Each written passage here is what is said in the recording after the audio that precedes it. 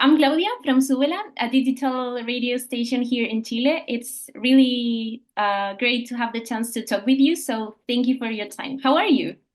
I'm good. I'm about to go out and have some dinner with my sister, and I just walked my dog. So, just a normal Tuesday here in Oslo. Cool. I love your dog. He's super Yes, she's the best dog in the world. cute. Marie, in a couple of weeks, you'll visit South America, and we're really looking forward to you visiting Chile at Lollapalooza.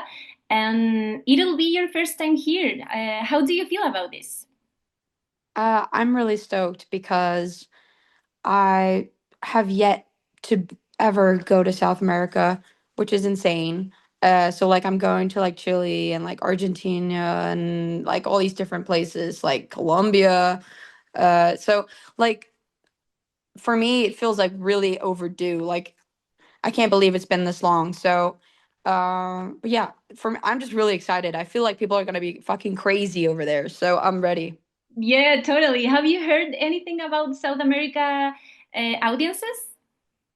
Yes, I've heard that they're really like very engaging, very like they're very um what's excited. Like I've Yeah, heard we're that the very crowds are passionate really about wild. music. Yeah, Yes, I've yeah, of heard. course. So, and I've only been to Mexico City once, but Hmm. I remember I played the Corona Festival there, and I was like, "Woof, okay." Crowds are pretty fire, so I'm really excited. Yeah, cool. It's been almost a year since you released your second studio album, I'm Doing It Again, Baby. And I was wondering, how do you feel about those songs now and about those feelings that you put into that album, but in the present? Well, ironically, like I made this album about being really happy, and then I toured that album in like the whole of 2024, and I was really depressed from like June to like now, Mm. that whole year, which was kind of funny. So I was like playing the happy album while being really sad. So like the new music is really sad again. So the way that I look at that album now is like, wow, I had a good time in my life, but now it's like all just sad songs all the time. So, but that's good, you know. Life is up and down all the time. So that's just how it is. But so I look at it with a little bit of a I'm on the outside of it now, like, wow, I had a really good time in my life. I'm very, very glad for myself, but now there's time for some sad music again. Yeah, totally. Um, a few days ago, you released this new song, Confession, Yeah, and it felt very nostalgic, but also sad. yeah. And I was reading some comments on your Instagram account, and many people appreciated your vulnerability and honesty, and they asked if you were okay. Uh, what would you Oh, that's say really was the sweet. yeah. Well, I haven't really been okay. Like me and my girlfriend, we broke up in December and things have just been really hard. So, but that's like, that's life. But hopefully, things are going to turn around for me soon. But I just felt like it was important to put that music out and kind of just not, just put it away and not pretend like it didn't exist or something. Like I just felt like had this really strong urge to just put that out for whoever might find it, really. Mhm. And to, yeah, be real and be honest about where I'm at right now. Mhm. Um, when we started this interview, I mentioned Súbela, the media that I represent, because many Yeah. people in our audience, it's part of the LGBTQ community. And I really like to ask you about this song, Pick Me. As far as I know, it's about the struggle of being in a relationship with a bisexual person and the insecurities that come with it. Could you please tell us more about this song? Also, that was about my ex-girlfriend. And basically, I was very insecure because when we met, there was a third person in the picture, who was a guy, and I was really jealous, really, and just insecure in myself, even though all my girlfriends have always been bi, and I'm not very like, I don't, I love people that are bi. So it's not really, I used to be like really scared to talk about it because I was like scared people were going to interpret it as like internalized biphobia or something, but it really isn't because I've talked to multiple therapists about this, and Mm-hmm. that's not what it is. But it's just like when you grow up in a heteronormative society, you are kind of like conditioned to believe that uh, the peak of a relationship will always be a man and a woman, even though like you'll always have this like feeling of maybe like inadequacy or something, but and I think a lot of people can relate to that, unfortunately. But so even though I'm a proud lesbian, I still sometimes can have these deeply rooted feelings in me that I intellectually can rationalize and not necessarily agree with, but still you can feel something and then you can think something. And my rational mind is like, oh my God, Marie, you're so stupid. Why are you even thinking about this? Or why are you feeling this? But sometimes you just got to let your heart feel whatever it's feeling, and then so that you can process it completely. Yeah, it's a very human reaction, I think. And the song is so relatable.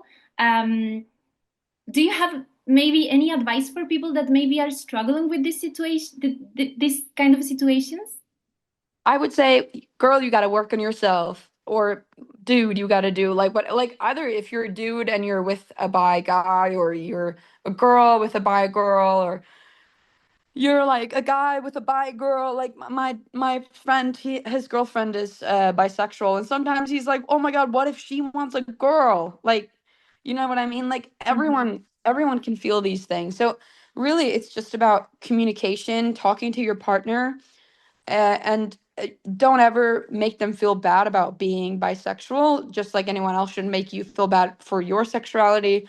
So it's not about shame, but it's about just talking about it in a very gentle and open way to make it less scary and to have more openness around it, I think.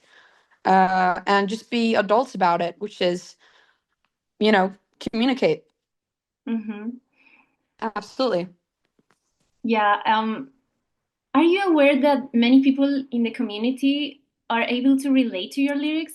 And how does it feel? Yes, I know that that's like that my music is like very close to people's hearts, and I love that. I think that's very special. I think it's really rare, and like I think that's one of like the coolest things about music is that it creates communities and like places in the world that I've never been, or like it just shows that people really are all the same, and like we all feel the same things, and we experience the same things, and we are really just like living the same life in many ways. Also, it's different, but we all have the human life and the human feelings with us every day. And so I think it's like it speaks to like the human existence, I think, a little bit, which I think is beautiful. Mm-hmm. Marie, I need to ask you about Low Expectations, your upcoming acting debut, uh, Yes. where you play the lead character, right? Maya? Yes, I do. Yeah. Yeah, an artist who finds herself at the breaking point, or something after Yeah, years of she's unsung success. And I'm really curious yeah. about this next project. How did this movie come about? Someone like the director and the production company reached out to me a year ago, and they were like, "Hey, do you want to try out for this film?" And then I auditioned, and then I got the part like a couple of months later. And yeah, I have the script over there. They just got the last pieces of funding, so I think we're gonna film like in May or something, which is really exciting. And yeah, it's about a girl called Maya who was an artist, but then she got had addiction problems and like mental health problems, and she basically just like gave up everything, and then she starts working at a school with her mom. Mhm. So yeah, it'll be interesting to tap into that. Obviously, the it's fun that I'm an artist and she's also an artist, but hopefully that'll only um, do the part good and it won't be bad. Hopefully, Mm-hmm. Yeah, it's impossible not to see the similarities between the topic in the movie and your life as an artist. And I yeah. can imagine how difficult some situations can be as you become more popular. How would you describe your relationship with fame now? Um, I mean, I kind of feel like I have this like Hannah Montana life a little bit sometimes because, um, last year I traveled like the whole year and I played like 70 shows all around the world and like I played in places I've never been, like Singapore and Hong Kong and like South Korea, and then I'm playing all these different countries, places I've never been, and then there are people there. But then I come home and then I got dirty dishes in the kitchen, and I have dirty laundry that I need to clean, and like normal everyday stuff, just like everyone else. And then, and it's definitely like very two different types of lives. And sometimes, so I think my relationship to it is really just like, how do I merge? How do I figure out like a nice balance between not just like doing both at the same time, sort of. But I don't know. So I think my relationship with it right now is like I'm just trying to figure out what to do next in my life. Really. Mhm. One of the things that really surprised me last year was your song with Sabrina Carpenter, You Need Me Now. I think Yeah. it was a great moment for girls and people on the internet saying, Marie and Sabrina, my two personalities, and things like that. What's the story of how you met and what was the songwriting process like for this song? So we actually never met up. We just FaceTimed, but Mhm. I had been a big fan of Sabrina for a while, and like I reached out to her to say that I love her song Nonsense, and then she was like, I saw your set at Coachella, and then we just talked a little bit, and then a few months later, I sent her this song after being in the studio, and I felt like she would be really good on it. And then I sent her a few voice memos on Instagram, and then yeah, we started talking, and then we FaceTimed. We wrote some lyrics there.